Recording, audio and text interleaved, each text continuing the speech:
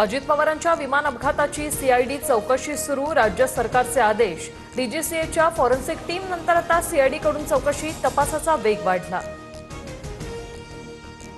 मुख्यमंत्री फडणवीस यंदा राज्याचा अर्थसंकल्प मांडण्याची शक्यता. अजित पवारांच्या निधनामुळे फडणवीस अर्थसंकल्प मांडणार असल्याची माहिती. 23 फेब्रुवारीपासून अर्थसंकल्पीय अधिवेशन सुरू. अजित पवारांकडील खात्यांबाबत राष्ट्रवादी पक्ष आज फडणवीसांना पत्र देण्याची शक्यता. राष्ट्रवादीलाच खाती मिळावी अशी मागणी केली जाण्याचा अंदाज. दादांकडे क्रीडा, उत्पादन शुल्क आणि अर्थ खात्याची होती जबाबदारी. राष्ट्रवादीत उपमुख्यमंत्री पदासाठी हालचाली सुरू. उपमुख्यमंत्री पदासाठी सुनेत्रा पवारांचं नाव आघाडीवर. प्रफुल्ल पटेल आणि भुजबळांनी सुनेत्रा पवारांची भेट घेतली.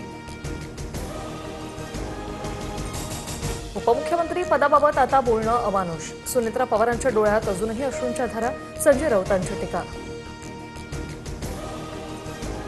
अजित पवारांच्या निधनामुळे पुण्यात राष्ट्रवादीनं निवडणुकांचा प्रचार थांबवला.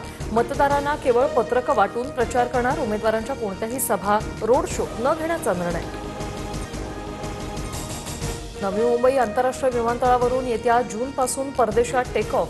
फेब्रुवारीपासून विमानतळ रात्रंदिवस सुरू राहणार. उड्डाणांची संख्या 23 वरून 34 पर्यंत पोहोचणार.